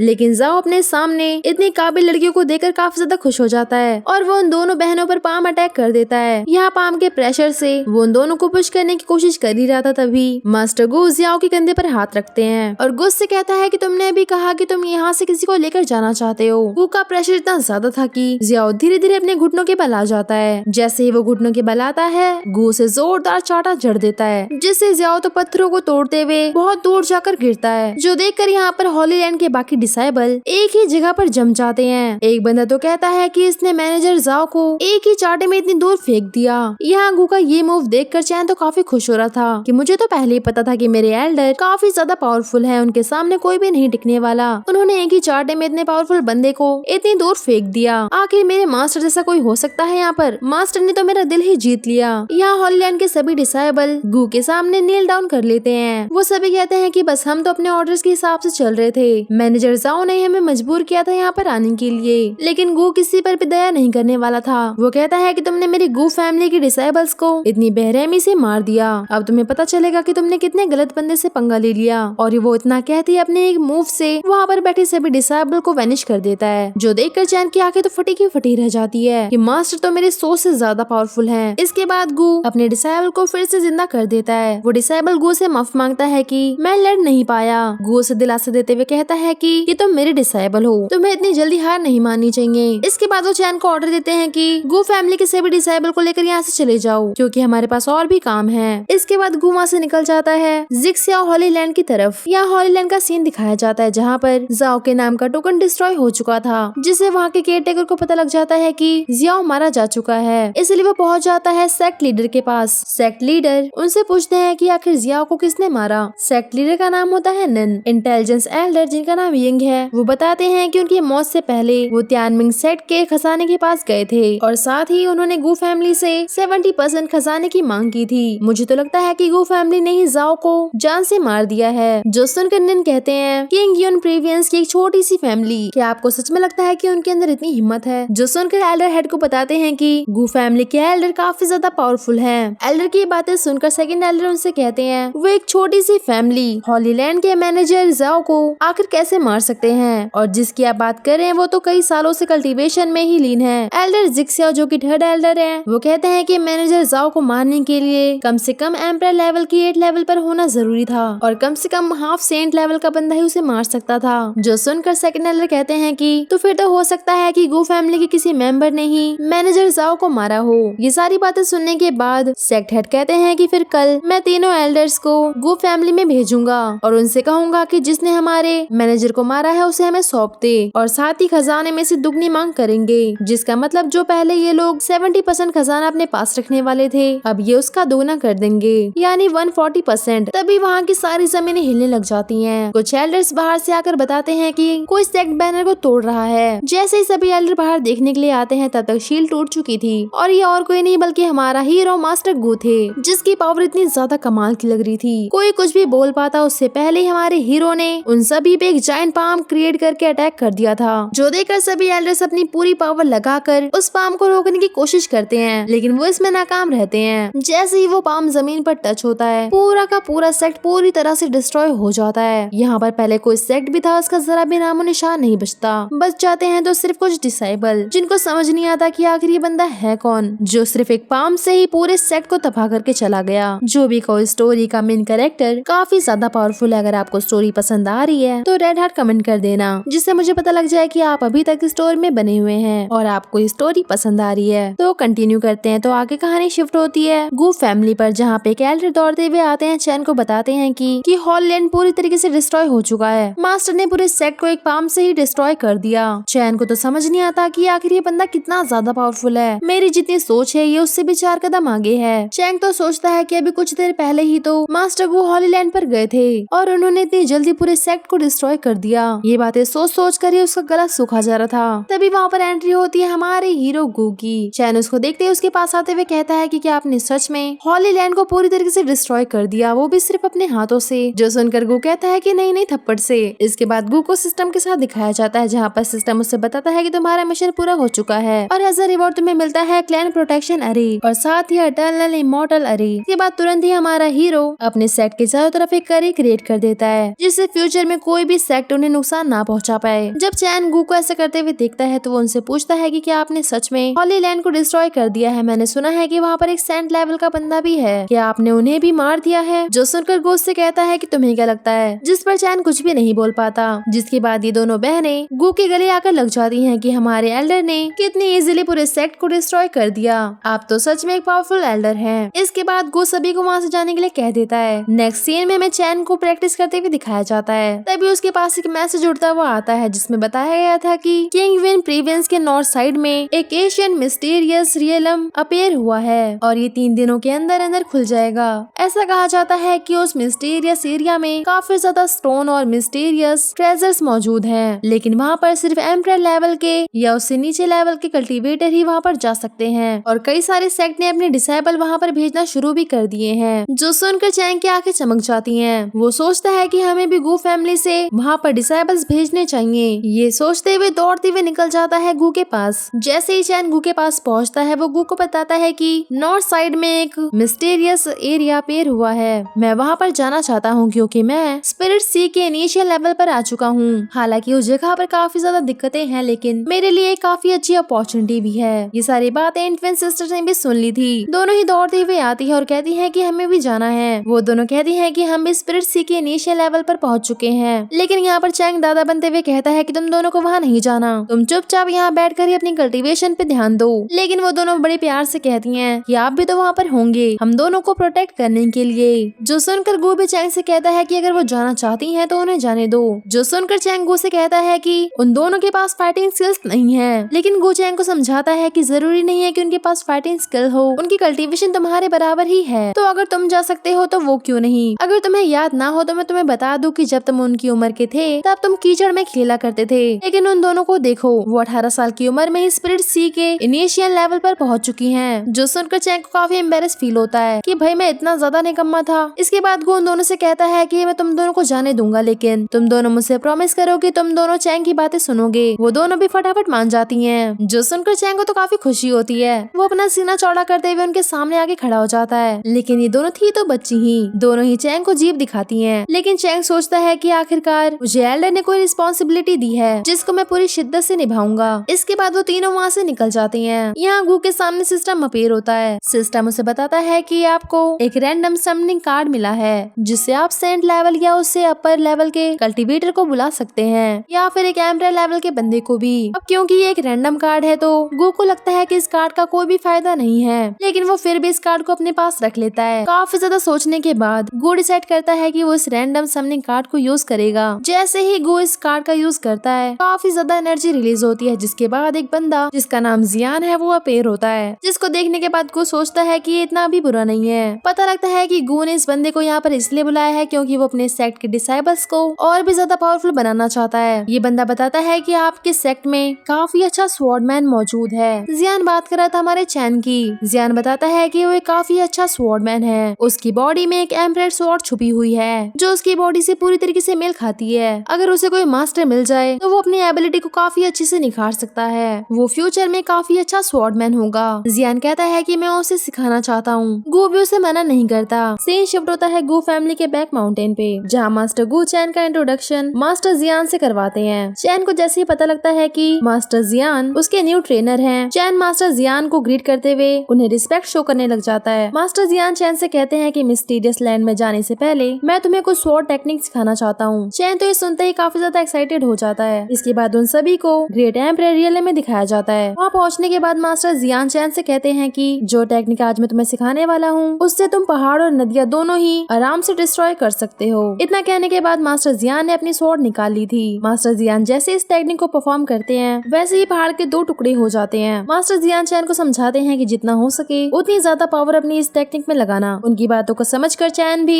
इस टेक्निक को परफॉर्म करने लग जाता है। जब चैन इस टेक्निक को परफॉर्म करता है तो उसकी सिधाई पे मौजूद पहाड़ अपने आप ही डिस्ट्रॉय हो जाता है। मास्टर जियान समझाते हैं कि इस टेक्निक को परफॉर्म करते टाइम तुम्हें अपनी दाव बोन पर कॉन्सेंट्रेट करना चाहिए, जिससे तुम इस टेक्निक को काफी अच्छे से परफॉर्म कर सकते हो। और जब तुम इस टेक्निक को परफॉर्म करोगे तो तुम्हारा पूरा ध्यान उसी ऑब्जेक्ट पर होना चाहिए। ये टेक्निक हेवन और अर्थ के रिलेशन को भी तोड़ सकती है। अगर तुम इस टेक्निक को अच्छी तरीके से सीखना चाहते हो तो इसका मात्र एक ही तरीका है, तुम्हें बार बार इस चीज की प्रैक्टिस करनी पड़ेगी। और देखते ही देखते 3 दिन बीत जाते हैं और वो दिन भी आ जाता है जिस दिन मिस्टीरियस लैंड में डिसाइबल्स जाने वाले थे। सीक्रेट रियलम का सीन दिखाया जाता है जहाँ काफी सारे डिसाइबल आए हुए थे। यहाँ चैन और मास्टर गु को दिखाया जाता है। चैन मास्टर गु से कहता है कि हमें सीक्रेट रियलम के लिए निकलना चाहिए, जिस पर मास्टर गु कहते हैं कि इतनी भी जल्दी क्या है, हमें वहाँ पहुँचने में ज्यादा देर नहीं लगेगी। जिस पर चैन कहता है कि वो तो काफी ज्यादा दूर है, तो वहाँ के लिए हमें अभी ही निकल जाना चाहिए। जिस पर मास्टर गु कहते हैं कि हम एक कदम में ही वहाँ पर पहुँच जाएंगे। जो सुनकर चैन थोड़ा शॉक होता है कि ये तो पॉसिबल ही नहीं है, कोई सेंट लेवल का बंदा भी ये नहीं कर सकता। मास्टर गु चैन से कहते हैं कि सीक्रेट रियलम काफी ज्यादा खतरनाक है, इसलिए तुम इन दोनों का ध्यान रखना। जो सुनकर चैन कहता है कि इनकी देखभाल की जिम्मेदारी मेरी है। ये दोनों भी कहाँ पीछे रहती, ये दोनों कहती हैं कि हम दोनों अपना ख्याल खुद रख सकते हैं, हम दोनों भी काफी ज्यादा पावरफुल हैं। ये कहते दोनों अपनी पावर शो करते हैं। इसके बाद मास्टर गु खड़े होते हुए कहते हैं कि ठीक है, तो अब हमें निकलना चाहिए। और देखते ही देखते मास्टर गु अपने सामने एक पोर्टल ओपन कर देते हैं। जैसे ही ये सभी उस पोर्टल के अंदर जाते हैं वो लोग पहुँच जाते हैं सीक्रेट रियलम। चैन को तो यकीन नहीं होता कि इतनी जल्दी हम लोग वहाँ पर कैसे पहुँच गए। वो लोग जैसे वहाँ पर पहुँचते हैं कुछ लोग आपस में बात कर रहे थे कि ये सीक्रेट रियलम बिल्कुल भी आसान नहीं होने वाला। मैंने तो सुना है कि सेठ किंग की डेथ के बाद ही ये सीक्रेट रियलम ओपन हुआ है। ऐसा कहा जाता है कि 10,000 साल पहले हेवनली स्वॉर्ड सेंट किंग नाम का बंदा, जो कि काफी ज्यादा पावरफुल था, उसने ये सीक्रेट रियलम छोड़ दिया है। और उस बंदे ने तो अपनी स्वॉर्ड के एक मूव से ही पूरे का पूरा प्रेवियंस ही खत्म कर दिया था। यहाँ तक कि उसने अलग अलग कॉन्टिनेंट की पावर को भी डरा धमका कर रखा था। उसके बाद उनकी पता नहीं कैसे डेथ हो गई और इसीलिए सीक्रेट रियलम भी इतने दिनों से छुपा रहा। हेवनली स्वॉर्ड सेंट किंग का नाम सुनते ही वहाँ पर मौजूद एक लड़की कहती है कि मैंने इनके बारे में हिस्ट्री में पढ़ा हुआ है। उनके पास हेवनली क्लाउड स्वॉर्ड मौजूद थी, साथ ही उनके पास हेवनली स्वॉर्ड आर्ट भी मौजूद थी और उनके पास खुद की बनाई हुई कल्टीवेशन टेक्निक भी थी। यहाँ मास्टर गु चैन को समझा रही थी कि यहाँ पर ढंग से रहना और जितना हो सके अपनी बहनों का ध्यान रखना। तुम्हें यहाँ पर बहुत से ऐसे लोग मिलेंगे जो तुम्हें तंग करेंगे, लेकिन मुझे उम्मीद है कि तुम उन सब का डट कर सामना करोगे और कोई भी ऐसा काम नहीं करोगे जिससे मुझे शर्मिंदा होना पड़े। वो सभी आपस में बात कर ही रहे थे, तभी वहाँ पर एक बंदा जोर जोर से चिल्लाते हुए काफी सारे सोल्जर के साथ वहाँ पर आ जाता है। पता लगता है कि ये सभी लोग गु फैमिली के कुछ डिसाइबल के पीछे पड़े हुए हैं। रास्ता न होने की वजह से डिसाइबल पत्थर के पास ही रुक जाते हैं। जब चैन की नजर अपनी फैमिली के लोगों पर पड़ती है तो वो मास्टर गु से कहता है कि ये सभी लोग गु फैमिली से हैं। यहाँ उस डिसाइबल के पास जिसका नाम किंग शान है, उसके पास जेड बैलेंस हॉली लैंड का एक बंदा आते हुए कहता है कि अब तुम्हें यहाँ से कौन बचाएगा। किंग शान खड़े होते हुए कहता है कि अब तुम्हारा हद से ज्यादा हो रहा है, तुम दिन दिहाड़े औरतों के साथ बुरा सलूक नहीं कर सकते।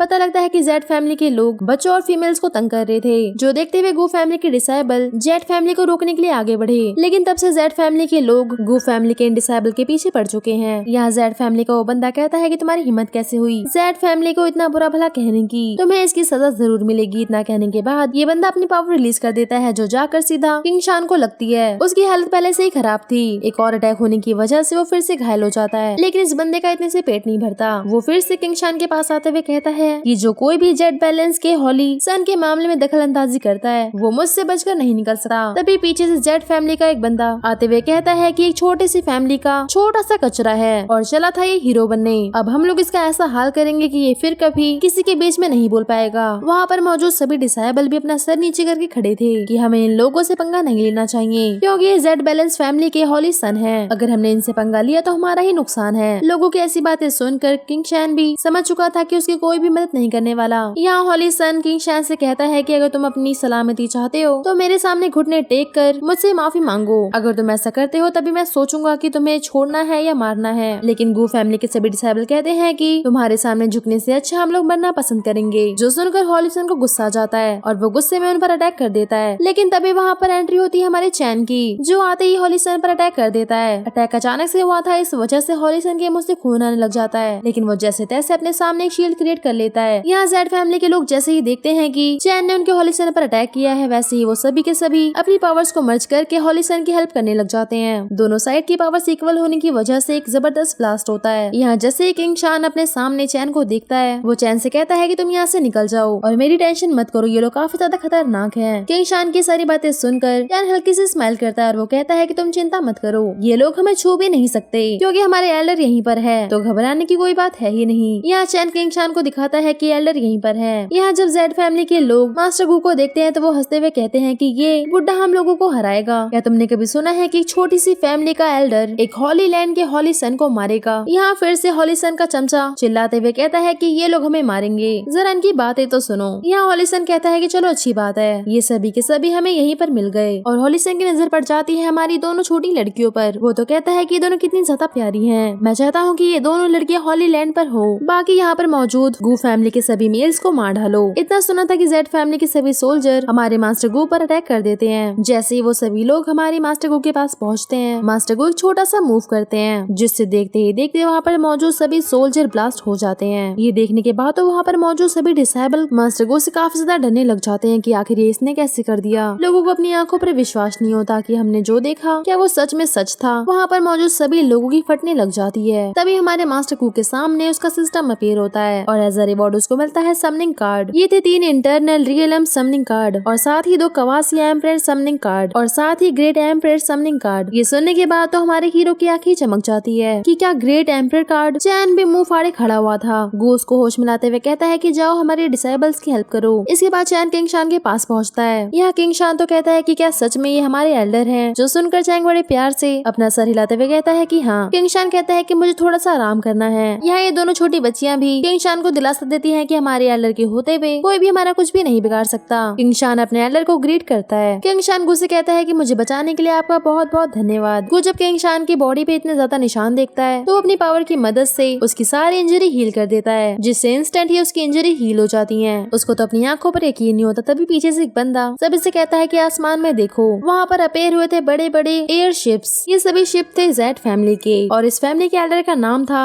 एल्डर यू हैंग, जो कि सेमी सैंड के पीक पर थे। सभी लोग कहने लग जाते हैं कि जेड बैलेंस हॉली लैंड के एल्डर है, अभी बुढ़ा नहीं बचने वाला। ये तो होना ही था। आखिर उनकी फैमिली के हॉली सन को इस बुढ़े ने मार दिया। देखते ही देखते वहाँ पे बड़े बड़े शिप और रथ अपेयर हो गए थे। जैसे एल्डर वहाँ पर आते हैं सभी लोग उनके प्रेशर से नील डाउन कर लेते हैं, लेकिन गू फैमिली ने अपने चारों तरफ एक शील्ड क्रिएट कर ली थी। ये एल्डर जब भी देखते हैं कि ये बंदा अभी भी खड़ा है तो वो शिप से नीचे उतरते हुए एल्डर गू के पास आ जाता है। मास्टर गू ने अपनी पावर्स हाइड कर ली थी, इसलिए जब एल्डर मास्टर गू के पास आते हैं तो उन्हें कोई भी पावर सेंस नहीं होती। जो देखकर एल्डर कहते हैं कि तुम तो एक नॉर्मल इंसान हो, फिर तुम मेरे प्रेशर से जमीन पे क्यों नहीं गिरे? आखिर ये पॉसिबल कैसे है? खैर कोई बात नहीं, तुम वही हो जिसने मेरे हॉली सन को मार डाला। वहाँ पर एक बंदा आते हुए कहता है कि ये गू फैमिली के मास्टर हैं। जो सुनने के बाद एल्डर सोचते हैं कि तो अच्छा ये गू फैमिली के मास्टर है। मैंने सुना है कि गू फैमिली ने हॉली लैंड को पूरी तरीके से डिस्ट्रॉय कर दिया, लेकिन इन्होंने जेड बैलेंस के एक डिसेबल को मारने की हिम्मत की है, इसलिए मैं इन्हें नहीं छोड़ने वाला। इसके बाद एल्डर मास्टर गू से कहते हैं कि क्या तुम जानते हो कि हमारा हॉली लैंड 10,000 साल से यहाँ पर मौजूद है। हमारी फैमिली तुम्हारी फैमिली से काफी साल पुरानी है। अगर तुम चाहते हो कि मैं तुम्हारी फैमिली को छोड़ दूं तो अभी के अभी मेरे सामने घुटने टेक दो। अगर तुमने ऐसा नहीं किया तो तुम्हारी फैमिली के साथ साथ तुम भी खत्म हो जाओगे। तभी शिप के ऊपर से आवाज आती है यिन की, जो कि हॉली लैंड का फर्स्ट हॉली सन है, यानी मास्टर गू ने जिसको पहले मारा था वो हॉली लैंड का सेकंड हॉली सन था। यिन कहता है कि गू फैमिली का कोई भी इंसान नहीं बचना चाहिए। अगर ये हमारी बात नहीं मानते तो इनका नामो निशान खत्म कर दो। फिर वहाँ मौजूद चैरिट में से आवाज आती है, ये हमारे लिए कितनी ज्यादा शर्म की बात है, एक छोटी सी फैमिली ने हमारे हॉली सन को मार दिया। ये थी हॉली लैंड की एक काफी ज्यादा पावरफुल डिसेबल जो कि सेंट लेवल पर थी। इसका नाम था सू। वो कहती है कि इन लोगों ने हॉली लैंड की रेपुटेशन पे आज पहुंचाई है, इन लोगों का मर जाना ही अच्छा है। यहाँ पर एल्डर मास्टर गू से कहते हैं कि 5 ग्रेट हॉली प्लेस में से 3rd प्लेस जेड फैमिली का ही है और हमारे साथ 2nd प्लेस वाले फैमिली के साथ अच्छे रिलेशन है। तो अगर हम दोनों फैमिली ने साथ मिलकर तुम पर अटैक कर दिया तो तुम्हें क्या लगता है कि तुम्हारा छोटा सा क्लैन का नामो निशान भी बचेगा? यहाँ चैन को दिखाया जाता है जो कि इतने सारे पावरफुल लोगों को देखकर मास्टर गू से कहता है कि क्या हम सच में इन लोगों का मुकाबला कर सकते हैं? सू मास्टर गू से कहती है कि क्या तुम बोल नहीं सकते, क्योंकि इतनी बेइज्जती होने के बाद भी अभी तक मास्टर गू ने उनके सामने कुछ भी नहीं बोला था। सो जब देखती है कि उसके बोलने पर भी गू ने कोई जवाब नहीं दिया तो वो हॉली सन यून से कहती है कि इन जैसे छोटी फैमिली को मार देना ही बेहतर है। इन्हें पता होना चाहिए कि कैन्योन सिटी में सबसे ऊपर कौन सी फैमिली आती है। सू की बात सुनने पर यून ने भी अपना अटैक प्रिपेयर कर लिया था। यहाँ गू जब देखता है कि यून उस पर अटैक करने वाला है वो भी अपनी पावर अनलिश कर देता है, जिसका प्रेशर इतना ज्यादा था कि हॉली सन यून अपने घुटने पर आ जाता है। वहाँ खड़े एल्डर भी समझ नहीं पाते कि जिसके पास अभी जरा भी कल्टीवेशन नजर नहीं आ रही थी उस बंदे के पास इतनी जबरदस्त पावर कहाँ से आई। एल्डर कहते हैं कि आखिर तुम कौन हो? जिस पर गू जवाब देता है कि गू फैमिली का एल्डर। और अब मैं तुम्हें बताऊंगा कि कैन्योन सिटी में कौन सी फैमिली सबसे ज्यादा पावरफुल है। अगर तुम सभी के सभी 3 गिनने तक यहाँ से नहीं गए तो जो तुम्हारे साथ होगा उसके जिम्मेदार तुम लोग खुद होगे। इसके बाद बाद मास्टर गू काउंटिंग शुरू कर देते हैं, लेकिन कोई भी वहाँ से नहीं हिलता। जैसे ही गू की काउंटिंग खत्म होती है वैसे ही वहाँ पे मौजूद जाइंट शिप्स डिस्ट्रॉय होना शुरू हो जाती हैं। सारी की सारी शिप डिस्ट्रॉय हो जाती है और हॉलीसन भी नीचे गिर जाते हैं। गू सू की तरफ इशारा करते हुए कहते हैं कि तुमने अभी कहा था कि इस सिटी में जेड फैमिली से ऊपर कोई भी नहीं है, क्या तुम अब भी यही सोचती हो कि जेड फैमिली इस सिटी में सबसे ऊपर है? मास्टर गू की ऐसी पावर देखकर सू तो ढंग से खड़ी भी नहीं हो पा रही थी और तभी अचानक सीक्रेट रियलम का पोर्टल ओपन हो जाता है। सभी डिसेबल भागते हुए पोर्टल के अंदर जाने लग जाते हैं। हॉलीसन भी खुद को और खुद की फैमिली को बचाने के लिए सभी से कहते हैं कि हमें भी सीक्रेट रियलम में जाना चाहिए, अगर हम लोग यहाँ पे रहे तो शायद ही हम लोग बच पाए। यहाँ सू जब नीचे आती है तो वो गू से कहती है कि अगर हमारी दोनों फैमिली मिल गई तो तुम्हारी फैमिली का नाम और निशान भी नहीं बचेगा। इसके बाद वो सभी पोर्टल में जाने लग जाते हैं, लेकिन वो लोग पोर्टल के अंदर नहीं जा पाते। जैसे वो लोग पोर्टल को टच करते हैं दूर जाकर गिरते हैं। हॉलीसन को समझ नहीं आता कि आखिर ऐसा कैसे हो गया। सू भी जब चेक करती है तो वो भी उसके अंदर नहीं जा पाती। हॉलीसन को तो लगता है कि ये सारा मास्टर गू का ही करा धरा है। वो मास्टर गू पे चिल्लाते हुए कहता है कि आखिर हम लोग अंदर क्यों नहीं जा पा रहे। गू को भी इस बारे में कुछ नहीं पता था, इसलिए वो तो कहता है कि मैं नहीं जानता, लेकिन यन फिर भी नहीं मानता। वो मास्टर गू पे चिल्लाने लग जाता है। तभी पीछे से सू निकलते हुए कहती है कि क्या तुम्हें पता नहीं है कि तियान और हुएंग दोनों एक ही फैमिली से बिलोंग करते हैं और मुझे नहीं लगता कि तुम अकेले दो हॉलीलैंड को अकेले संभाल सकते हो। तुमने अभी हमारी पावर्स देखी नहीं है। गू तो उनको डराने के लिए फिर से एक मूव करता है जिससे एल्डर वहीं पर वैनिश हो जाते हैं। हॉलीसन को समझ नहीं आता कि आखिरकार एल्डर कहाँ चले गए। गू तो कहता है कि तुम लोग मेरे 3 गिनने तक अगर यहाँ से नहीं गए तो एल्डर की तरह तुम्हारा भी हशर होगा। जो सुनने के बाद सू यून को समझाती है। यून तो मास्टर गू से ये कहते हुए जाता है कि तुम बस इंतजार करो, मैं तुम्हें जिंदा नहीं छोड़ूंगा। इतना कहने के बाद वो सभी के सभी वहाँ से निकल जाते हैं। उन सभी की वहाँ से जाने के बाद मास्टर गू चैन से कहते हैं कि अभी हमारी फैमिली के डिसेबल्स की इंजरी हील नहीं हुई है, तो तुम्हें इन सब का ख्याल रखना। सीक्रेट रियलम का पोर्टल ओपन हो चुका है, मुझे लगता है कि तुम लोगों को अब अंदर जाना चाहिए। अगर तुम्हें अंदर किसी भी तरीके का खतरा महसूस हो तो तिलिस्मान को तोड़ देना। इसके बाद वो सभी के सभी पोर्टल के अंदर चले जाते हैं। इसके बाद सीक्रेट रियलम का सीन दिखाया जाता है जहाँ 2 बंदे आपस में लड़ रहे थे बोन ब्रेकिंग फ्रूट के लिए। ये दोनों बंदे आपस में लड़ ही रहे थे, लेकिन तब तक ये फ्रूट उठा लेता है चैन, जो कि इस फ्रूट को अपनी पोटली में रख लेता है। इसके बाद ये दोनों बच्चियां कहती हैं कि हम जैसा कहेंगे आपको वैसा ही करना पड़ेगा। ये सुनकर चैन कहता है कि एल्डर ने कहा है कि जैसा मैं कहूँगा तुम लोगों को वैसा ही करना पड़ेगा। जो सुनकर ये दोनों कहती हैं कि एल्डर ने ये भी तो कहा है कि तुम्हें हमारा ख्याल रखना है, तो हम जैसा कहेंगे तुम्हें वैसा ही करना पड़ेगा। अगर हमें कुछ भी हुआ तो उसकी जिम्मेदारी सिर्फ और सिर्फ आपकी होगी। चैन तो अपना सर पकड़ते हुए कहता है कि मेरे साथ धोखा हुआ है। एल्डर के सामने तुम दोनों तो चूहिया बन जाती हो, लेकिन सीक्रेट रियलम में आने के बाद तुम दोनों अपनी दादागिरी चला रही हो। ये सुनने के बाद दोनों ही भागती वहाँ से निकल जाती हैं। जिनको ऐसा जाते हुए देख चैन और उसके साथी भी उन दोनों के पीछे निकल जाते हैं। यहाँ किनशान तो भागते हुए सोच रहा था कि इनकी रनिंग स्पीड तो काफी ज्यादा कमाल की है। ऐसा लगता है कि ये दोनों स्पिरिट सी की इनिशियल लेवल पर हैं। आखिर ये दोनों कब इतनी ज्यादा पावरफुल हो गई। जो सुनकर चैन कहता है कि इनकी कल्टीवेशन बढ़ाने के लिए मास्टर गू ने इन पे काफी ज्यादा मेहनत की है। उन्हें कमाल के ट्रेजर देकर किनशान इन दोनों की बीमारी के बारे में पूछता है, लेकिन शैन कहता है कि ये कोई बीमारी नहीं है, बल्कि ये तो इन दोनों की पावर्स और प्लेजर है। जो सुनकर किनशान तो कहता है कि मुझे लगता है कि हमारे एल्डर काफी ज्यादा पावरफुल हैं। ये सुनकर शैन कहता है कि मुझे लगता है कि वो तो सेंट लेवल से भी ऊपर जा चुके हैं। ये कहते हुए चैन किनशान से आके निकल जाता है और किनशान तो सोचता है कि क्या सेंट लेवल से भी ज्यादा पावरफुल। यहाँ ये दोनों एक जगह पर रुकती हैं जहाँ उन दोनों को ही अलग अलग फ्रूट और फ्लावर दिखते हैं और वो चैन को खींचने लग जाती हैं कि हमें ये तोड़कर दो। चैन उन दोनों को खुद से दूर करते हुए कहता है कि तुम दोनों को कुछ भी नहीं मिलेगा और तुम दोनों चुपचाप मेरे पीछे आओ। चलते चलते वो सभी लोग एक जगह रुक जाते हैं और उन्हें सामने नजर आता है एक पैलेस। किनशान उसे देखते हुए कहता है कि शायद ये उन्हीं हेवनली स्वॉर्ड सेंट किंग के रहने वाली जगह है। जो सुनकर शैन कहता है कि मैंने भी बाहर खड़े कुछ डिसेबल को ये कहते हुए सुना था ये हेवनली स्वॉर्ड सेंट लेवल के किंग कहीं छुपी हुई जगह पर रहते थे।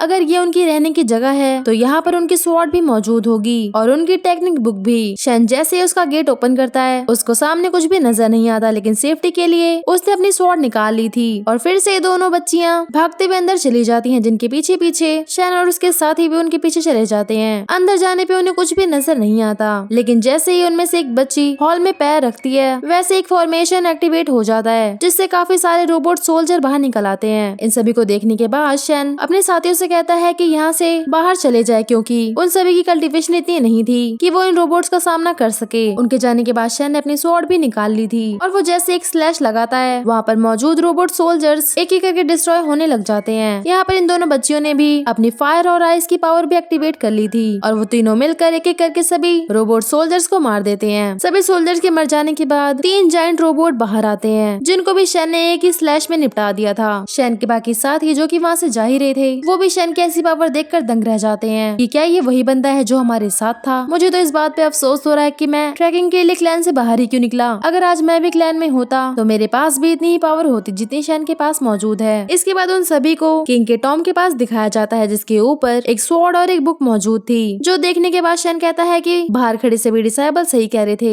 ये स्वॉर्ड उसी हेवनली स्वॉर्ड सेंट लेवल के किंग की है, और साथ ही उनकी लिखी हुई कल्टीवेशन टेक्निक बुक भी। ये दोनों ही चीजें सेंट किंग लेवल की है। जैसे ही शैन स्वॉर्ड को टच करने जाता है तभी पीछे से आवाज आती है कि रुक जाओ। ये होते हैं खिलियाओ पैलेस के यंग मास्टर, जो सुनने के बाद किंग यान जैन को बताता है कि ये जियान प्रोविंस में रहने वाली एक फैमिली है और ये लोग काफी ज्यादा क्रूल भी हैं। ये बिना सोचे समझे इंसानों को मार देते हैं। यंग मास्टर कहते हैं अगर तुम लोग अपनी भलाई चाहते हो तो इस स्वॉर्ड को वहीं पर रख दो। तुम लोग किंग यान प्रोविंस के लोग हो, इसलिए शायद तुम मुझे जानते ना हो। हमारी फैमिली जियाओ प्रोविंस में सबसे ज्यादा पावरफुल है। अगर मैंने तुम्हें यहाँ यानी कि सीक्रेट रियल में मार दिया तो किसी को भी कुछ भी पता नहीं चलेगा। ये दोनों बहनें चैन से कहती हैं कि इस बंदे को हमारे ऊपर छोड़ दीजिए, जो सुनकर यंग मास्टर को गुस्सा आ जाता है। ये दोनों छोटी लड़कियां स्पिरिट सी रैंक पर होने के बाद भी मुझको इतनी अकड़ दिखा रही हैं। शायद तुम्हें नहीं पता कि मेरा लेवल क्या है। मैं 5th लेवल का किंग स्टेट हूँ। मैं तुम्हें सिर्फ एक उंगली से कुचल सकता हूँ। लगता है तुम लोग ऐसे नहीं मानने वाले। इतना कहने के बाद यंग मास्टर ने अपना अटैक प्रिपेयर कर लिया था। इससे पहले यंग मास्टर इन दोनों को कुछ भी कर पाते, चैन सामने आते हुए अपनी स्वॉर्ड निकाल लेता है, जिसके स्वॉर्ड देखने के बाद यंग मास्टर कहते हैं कि तुम ये तुच्छ सी स्वॉर्ड से मेरा कुछ भी नहीं बिगाड़ सकते। इतना कहने के बाद यंग मास्टर चैन पर अटैक कर देते हैं। चैन भी इस अटैक के लिए पूरी तरीके से प्रिपेयर था। वो अपनी स्वॉर्ड से यंग मास्टर पर अटैक कर देता है, जिससे एक बार को तो यंग मास्टर भी पीछे हट जाते हैं। चैन लगातार अपनी स्वॉर्ड से अटैक करता रहता है। जब यंग मास्टर खुद को संभाल नहीं पाते तो वो अपनी पूरी पावर अनलिश कर देते हैं, जिसके प्रेशर से चैन भी पीछे हट चुका था। प्रेशर से बचने के लिए दोनों बहनों ने भी अपने ऊपर शील्ड बना ली थी। इसके बाद यंग मास्टर ने अपना ड्रैगन समन कर लिया था, जिसको देखने के बाद चैन अपने मास्टर की सिखाई हुई टेक्निक को परफॉर्म करता है, जिससे वो किसी भी चीज को 2 टुकड़ों में बांट सकता है। वो इस टेक्निक को परफॉर्म करता है, जिससे ड्रैगन के 2 टुकड़े हो जाते हैं। इसके बाद भी चैन रुकता नहीं है। वो यंग मास्टर पर अटैक कर देता है और यंग मास्टर का खेल वहीं पर खत्म हो जाता है। अपने मास्टर को मरहबा देकर यंग मास्टर के सोल्जर कहते हैं कि आखिर ये इतना छोटा सा दिखने वाला बच्चा हमारे जियो यंग मास्टर को कैसे मार सकता है। उनकी ऐसी बातें सुनकर चैन फिर से उन पर स्लैश पे स्लैश लगाना शुरू कर देता है, जिससे देखते ही देखते वो सारे सोल्जर भी मारे जाते हैं। उन सभी को निपटाने के बाद हमारे चैन की नजर थी स्वॉर्ड पर। सीन यहाँ से शिफ्ट होता है और मास्टर गू को दिखाया जाता है। तभी गू के सामने सिस्टम अपेयर होता है और सिस्टम गू से कहता है कि तुम्हारा नेक्स्ट टास्क ये है कि गू फैमिली के सभी मेंबर की कल्टीवेशन किंग स्टेट लेवल पर होनी चाहिए, वो भी सिर्फ 3 दिन के अंदर अंदर। अगर तुम ये मिशन पूरा कर लेते हो तो मैं as a reward 3 emperor summoning card मिलेंगे और साथ ही मिलेगा डिवाइन प्यूरिफिकेशन पिल। जो सुनने के बाद हमारा हीरो पहुंच जाता है जियान के पास। वो जियान से कहता है कि सभी एल्डर्स को मेन हॉल में आने के लिए कहो, जिसके बाद सभी के सभी एल्डर हॉल में पहुंच जाते हैं। सभी के आने के बाद गून सभी से कहता है कि तुम सभी की कल्टीवेशन काफी ज्यादा लो है। हमारे क्लैन में सबसे ज्यादा कल्टीवेशन स्पिरिट सी के इनिशियल लेवल पर है, जो कि चैन और उन दोनों बच्चियों की है। पता लगता है कि किसी भी एल्डर की कल्टीवेशन काफी ज्यादा कम है। पूरे क्यानमिंग सेक्ट में हमारी फैमिली की कल्टीवेशन 2nd रैंक में भी नहीं आती। ये सुनकर फैमिली हेड कहते हैं कि जो आपने कहा वो बिल्कुल सही है, लेकिन कल्टीवेशन हासिल करना कोई ऐसी चीज नहीं है जिसे रातों रात पा लिया जाए। जो सुनने के बाद हमारा हीरो उन सभी को पिल निकाल कर देता है। इस पिल का नाम था बोन मैरो प्यूरिफिकेशन पिल। जैसे ही वो पिल सभी एल्डर खाते हैं, उनकी बॉडी में से एनर्जी रिलीज होना शुरू हो जाती है। काफी ज्यादा दर्द सहने के बाद उन सभी एल्डर की कल्टीवेशन पूरी हो जाती है। फैमिली हेड होने की वजह से चैन के डैड को हमारा हीरो थोड़ी सी ज्यादा पावर देता है, जो कि अब सेंट लेवल के एल्डर थे और अब बाकी सारे एल्डर भी बन चुके थे हाफ सेंट लेवल के एल्डर्स। उन्हें तो यकीन ही नहीं होता कि जिस लेवल को हासिल करने के लिए लोग सालों साल इतनी मेहनत करते हैं, उसको हमने एक ही पिल में पा लिया। क्या ये सच में कोई सपना नहीं है? इसके बाद एल्डर उन सभी को कहता है कि अपनी बॉडी को प्योर कर लीजिए, ताकि हाफ एम्परर लेवल की कल्टीवेशन पर पहुंचने के लिए कोई भी दिक्कत ना हो। जो सुनकर बाकी एल्डर तो चौंक जाते हैं कि क्या हाफ एम्परर लेवल पर। जो सुनकर सभी एल्डर मास्टर गू के सामने नील डाउन कर लेते हैं। इसके बाद मास्टर गू उन सभी को एक एक टेक्निक बुक देता है। मास्टर गू कहते हैं कि हमारे क्लैन के सभी एशियन बुक में काफी पुरानी टेक्निक लिखी हुई है, उन बुक्स में बदलाव करना काफी ज्यादा जरूरी है। यहाँ जब फैमिली हेड इस बुक को उठाते हैं तो उन्हें सेंस हो जाता है कि ये बुक एम्परर लेवल की है। उन्हें तो समझ नहीं आता कि इतनी रेयर बुक को यूं ही मुझे दे दिया। मास्टर गू फैमिली हेड से कहते हैं कि वो अरे प्योरिफिकेशन पिल की अरे को एस्टेब्लिश करे, जिससे गू फैमिली के सभी मेंबर एटलीस्ट किंग स्टेट पर हो। ये काम आप लोग कल से ही शुरू कर देना। 3 महीने के अंदर अंदर मैं गू फैमिली का अलग ही चेहरा देखना चाहता हूँ। एल्डर्स भी उसकी बात समझ चुके थे। गू वहाँ से जाते हुए कहता है कि गैंगस्टर्स का एक ग्रुप बनाओ, जिससे गू फैमिली पर अगर कोई मुसीबत आती है तो वो गैंगस्टर सभी से निपट सके। यहाँ ये सभी एल्डर्स काफी ज्यादा खुश थे इतनी सारी पावर मिलने की वजह से। मैरो वॉशिंग एरिया का सीन दिखाया जाता है, जहाँ सभी एल्डर्स ने मिलकर काम शुरू कर दिया था और गू फैमिली के सभी मेंबर को किंग स्टेज पर पहुंचाने में लगे हुए थे। सभी डिसाइबल मिलकर वहाँ पर कल्टीवेशन करना शुरू कर देते हैं। यह हमारे मास्टर गो को दिखाया जाता है, जहाँ सिस्टम उसे बताती है कि दिया हुआ टास्क तुमने पूरा कर लिया है और एज ए रिवॉर्ड तुम्हें मिलता है 3 रियल समनिंग कार्ड। तभी वहाँ पर आ जाता है जियान को वहाँ देखने के बाद मास्टर गू से कहते हैं कि तुम सभी एल्डर्स को जो कि हाफ सेंट लेवल पर पहुंच चुके हैं उनको अपनी पावर्स का यूज कैसे करना है ये जाकर बताओ, क्योंकि उनको कल्टीवेशन तो मैंने दे दी लेकिन उसका यूज कैसे करना है अभी तक उन्हें नहीं पता। तो मैं चाहता हूँ कि तुम सभी एल्डर्स की मदद करो कि उनको अपनी पावर्स का यूज कहाँ और कैसे करना है। तभी वहाँ पर फैमिली हेड आ जाते हैं मास्टर गू के पूछने पर कि वो यहाँ पे क्यों आए हैं। वो कहते हैं कि मैं अपने बेटे चैन को लेने जाना चाहता हूँ। अब जब कि मैं सेंट लेवल पर पहुँच चुका हूँ तो मैं चाहता हूँ कि क्यों ना मैं इसकी प्रैक्टिस भी कर लूँ और मैं एक पिता होने के नाते मैं अपने बेटे को बताना चाहता हूँ कि मैं भी अब सेंट लेवल पर पहुँच चुका हूँ। जो सुनकर मास्टर गू तो कहते हैं कि दिखावा करना है तो साफ साफ कहो, बातों को घुमाने की जरूरत नहीं है। जो सुनकर फैमिली हेड थोड़ा सा एम्बेरस हो जाते हैं। जाहिर सी बात है नई नई पावर्स मिली है तो इतना शो ऑफ तो बनता है। मास्टर गू ने जाने के लिए कह देते हैं। जो सुनकर फैमिली हेड खुशी खुशी वहाँ से निकल जाते हैं, लेकिन तभी मास्टर गू ने रुकने के लिए कहते हैं। हेड को समझ नहीं आता कि आखिर मास्टर गू ने उन्हें रोका क्यों। तभी मास्टर गू अपने पास से एक तिलिस्मान निकाल कर फैमिली हेड को दे देते हैं। वो कहते हैं कि अगर कोई भी मुश्किल आए तो इस तिलिस्मान को तोड़ देना। फैमिली हेड मास्टर गू को थैंक्स कह के वहाँ से निकल जाते हैं। फैमिली हेड सीक्रेट क्लैन के कुछ दूरी पर ही जाकर बैठ जाते हैं अपनी कल्टीवेशन फिर से करने के लिए। वो तो मन ही मन सोच रहे थे अगर कोई भी नादान बच्चा मुझसे लड़ने के लिए आया तो उसे पता लगेगा कि मैं एक सेंट लेवल पर पहुंचा हुआ एल्डर हूँ। यहाँ सीक्रेट रियलम के अंदर दिखाया जाता है जहाँ पे चैन कई सारे बीस्ट से लड़ रहा था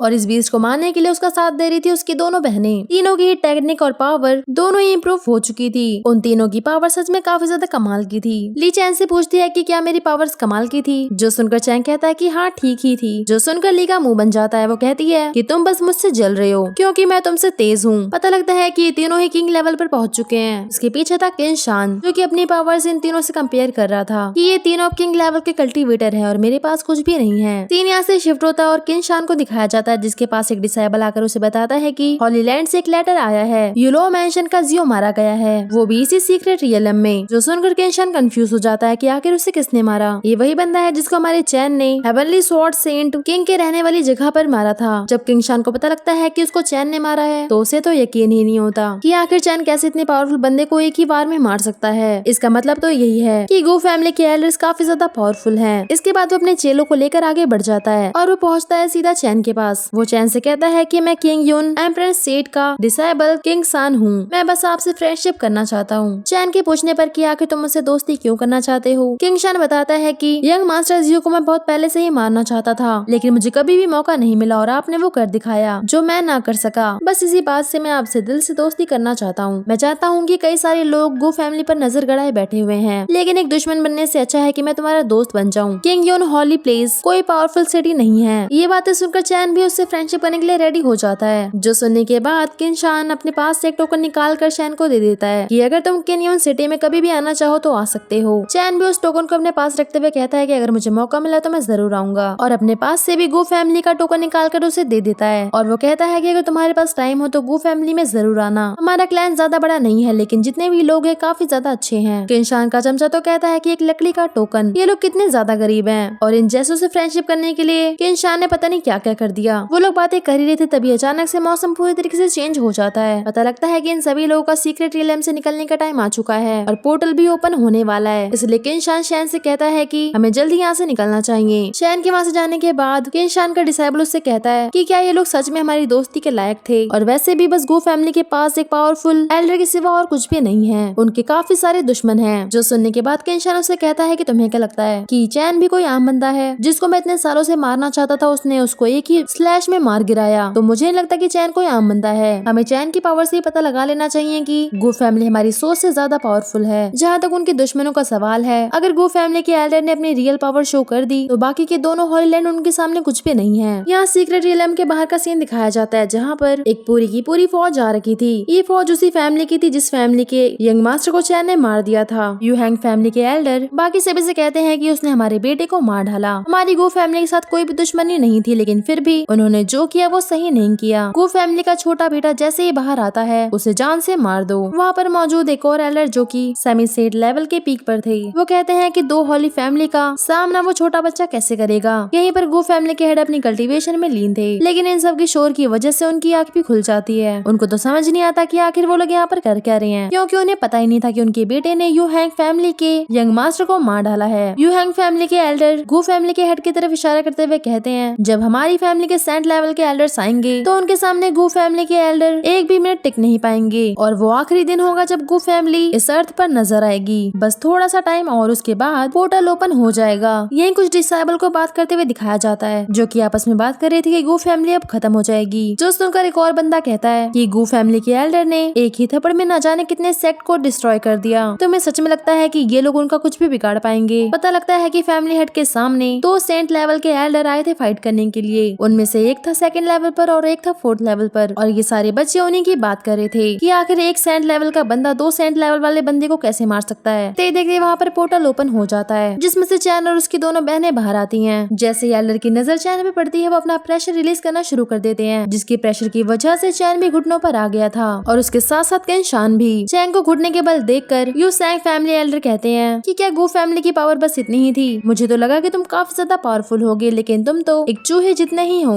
तुम्हारी वो पावर्स कहाँ गई जिस पावर की मदद से तुमने यू सैंग फैमिली के यंग मास्टर को मारा था? इतना कहने के बाद उसने फिर से अपना पावर रिलीज कर दिया, जिसके प्रेशर से इस बार ये दोनों बहनें भी घुटनों पर आ जाती हैं। तीनों की तीनों घुटनों पर आ चुके थे। मौके का फायदा उठाते हुए इस एल्डर ने अपना एक जाइंट पाम भी क्रिएट कर लिया था। ये पाम चैन को लगने ही वाला था, लेकिन उससे पहले ही गू फैमिली के हेड वहाँ पर आ जाते हैं और वो 1 फिंगर अटैक से उस जाइंट पाम को डिस्ट्रॉय कर देते हैं। ये एल्डर फिर से उन पर अटैक करता, उससे पहले हेड इस एल्डर के पास आके उसके हाथों को ब्लॉक कर लेते हैं। ये कहते हुए कि तुम्हारी हिम्मत कैसे हुई मेरे बच्चों को घुटनों पर लाने की? हेड ने अपनी पावर की मदद से इस एल्डर को दूर फेंक दिया, जो जाके सीधा पहाड़ से लगता है और उसकी वहीं पर मौत हो जाती है। सभी लोग आपस में बातें करने लग जाते हैं कि आखिर ये बंदा आखिर कौन है जिसने एक ही झटके में हाफ सेंट लेवल के बंदे को इतनी आसानी से हरा दिया। ये पक्का ही कोई सेंट लेवल का एल्डर है। इसके बाद हेड अपने बेटे चैन के पास आते हुए कहते हैं कि क्या तुम ठीक हो? चैन तो ये देखकर हैरान था कि उसके डैड के पास इतनी पावर कहाँ से आई। उसे तो यकीन नहीं होता कि उसके डैड एक सेंट लेवल के कल्टीवेटर बन चुके हैं। हेड तो कहते हैं कि मास्टर गू ने हमें मिठाइयाँ दी थी, जिसको खाने के बाद अपने आप ही मैं सेंट लेवल पर पहुंच गया। जो सुनकर चैन कहता है कि क्या मिठाई वो भी एल्डर ने? तभी यहाँ सुप्रीम एल्डर को दिखाया जाता है, जो कि हेड से लड़ाई करने के लिए आए थे। वो हेड पर कोई भी अटैक करते उससे पहले ही हेड ने अपनी पावर रिलीज कर दी, जिसको सेंस करते हुए ये दोनों बुढ़े यहाँ से निकलने की तैयारी करने लग जाते हैं। वो लोग वहाँ से जा ही रहे थे, लेकिन जा नहीं पाते। हेड की पावर की वजह से वापस हेड के पास ही आ जाते हैं। पता लगता है कि हेड ने इस लैंड के चारों तरफ एक शील्ड क्रिएट कर दी है, इसलिए कोई भी शील्ड से बाहर नहीं जा सकता। यहाँ हेड अपनी पावर खुद ही देखकर काफी हैरान थे। वो तो कहते हैं कि अभी मैं नया हूँ, लेकिन मेरी पावर तो सच में काफी कमाल की है। हेड उन दोनों एल्डर्स की सिचुएशन पर हंसने लग जाता है। हेड कहते हैं कि अभी तो बड़ा चिल्ला रहे थे, मेरे बेटे को घुटने पे लाने की बात कर रहे थे, गो फैमिली को डिस्ट्रॉय करने की बात कर रहे थे। अब तुम दोनों भाग क्यों रहे हो? जो सुनने के बाद दोनों ही एल्डर ने अपनी पावर एक्टिवेट कर ली थी, लेकिन अब तो हमारे हेड के पास भी काफी अच्छी पावर थी, तो वो एक जायंट पाम क्रिएट करके दोनों पर ही अटैक कर देते हैं, जिसके प्रेशर से एक एल्डर तो मारा गया था, जो देखकर दूसरे एल्डर की फटने लग जाती है। वो घुटने की बल आकर हेड से माफी मांगने लग जाता है। हेड तो कहता है कि तुमने काफी ज्यादा देर कर दी। इतना कहने के बाद हेड ने एक जबरदस्त अटैक उस एल्डर की तरफ थ्रो कर दिया, जिसका प्रेशर इतना ज्यादा था कि वहाँ पर खड़े डिसेबल भी जमीन पर आ जाते हैं। अपने एल्डर के सी पावर देखकर ये दोनों बच्चियां भी काफी ज्यादा कूदने लग जाती हैं। वो फैमिली हेड के लिए काफी ज्यादा खुश थी, लेकिन फैमिली हेड को तो सिर्फ अपने बेटे से ही मतलब था। वो कहते हैं कि बता कैसा लग रहा है अब कि तेरा बाप इतना ज्यादा पावरफुल हो गया? लग रहा मैं बहुत बढ़िया। लेकिन अभी भी चैन के दिमाग में बस यही चल रहा था कि आखिर इतनी जल्दी उसके डैड सेंट लेवल पर कैसे पहुंच गए। जो सुनकर हेड कहते हैं कि मैंने कहा ना कि एल्डर ने हमें मिठाइयाँ दी थी, जिस वजह से हम सेंट लेवल पर पहुंच गए। ये सुनकर चैन को तो काफी गुस्सा आता है कि आखिर मैं यहाँ पर क्यों आ गया? अगर मैं अभी क्लैन में होता तो अभी मैं भी सेंट लेवल पर पहुंच चुका होता। सिचुएशन को समझते हुए किंशान हेड से पूछता है कि क्या आप सच में सेंट लेवल के इनिशियल पर पहुंच चुके हैं? जो सुनकर हेड तो चौड़े में कहते हैं कि हाँ बिल्कुल, इतना सुना था कि किंशान के पैरों से जमीन ही खिसक जाती है। वो तो सोचता है कि गो फैमिली सच में कितनी ज्यादा पावरफुल है कि उनका हेड भी एक सेंट लेवल पर पहुंचा हुआ कल्टीवेटर है। इसके बाद वो अपने सभी डिसेबल को लेकर वहाँ से निकल जाता है। यहाँ पर दो बंदों का नाम किंशान है, एक जो किन्योन फैमिली का वारिस है और एक किंशान जो कि गो फैमिली से ही बिलोंग करता है। किंशान को दिखाया जाता है जो कि किन्योन फैमिली का वारिस है। किंशान का चमचा के उसे बताता है कि जिस एल्डर ने अभी यू हैंग फैमिली के एल्डर्स को मारा है वो गो फैमिली का ही एक एल्डर था, जो कि सेंट लेवल पर पहुंचा हुआ। ये सुनने के बाद किंशान अंदाजा लगा लेता है कि गो फैमिली का हर एक मेंबर काफी ज्यादा पावरफुल है। वो तो सोचता है कि अच्छा वो मैंने शैन से पहले ही दोस्ती कर ली। इसके बाद किंशान भी अपने डिसेबल्स को लेकर अपने सिटी किन्योन सिटी के लिए निकल जाता है, ये कहते हुए कि ये सारी बातें हमें हॉली मास्टर को बतानी होगी। यहाँ सीन पूरी तरह से शिफ्ट होता है और हमें युओंग फैमिली की हॉली सन को दिखाया जाता है, जिसका नाम है फी, जिसके पास ये सारी खबर पहुंच चुकी थी। वो अपने एक चमचे से कहता है कि ये सारी बातें मास्टर को जाके इन्फॉर्म कर दो। ये गो फैमिली तो सच में हमारी सोच से परे है, हमें जल्द से जल्द गो फैमिली से मिलना होगा। इसके बाद वो अपने डिसेबल्स को लेकर वहाँ से निकल जाता है। देखते ही देखते ये सारी खबर हॉलीलैंड पे मौजूद सभी फैमिली और सेक्ट में पहुंच जाती है। ये अभी उभरी नई गू फैमिली में एक सेंट लेवल का एल्डर मौजूद है और साथ ही उसके मास्टर कमाल के हैं, जिसने एक थप्पड़ में ही ना जाने कितने फैमिली को डिस्ट्रॉय कर दिया। देखते देखते ये सारी बातें सभी क्लैन, सेक्ट और फैमिली में हलचल मचा देती है। सभी सेक्ट एक एक करके गू फैमिली के पास पहुंचने लग जाते हैं, ये देखने के लिए कि उनके एल्डर और उनके फैमिली मास्टर कितने ज्यादा पावरफुल हैं। अब देखना ये है कि ये सभी क्लैन, फैमिली और सेक्ट के लोग गू फैमिली से दोस्ती करेंगे या फिर दुश्मनी, और जो पहले से दुश्मन बन चुके हैं उनको कैसे निपटाना है। और जब ये सभी फैमिली और सेक्ट गू फैमिली के पास पहुंचेंगे तो उनके बीच में क्या क्या बातें होंगी, ये सब बस एक मिस्ट्री है। अगर आपको जाना है कि आगे स्टोरी में क्या होगा तो नेक्स्ट पार्ट का वेट कीजिए। मिलते हैं नेक्स्ट वीडियो के साथ, तब तक के लिए बाय बाय।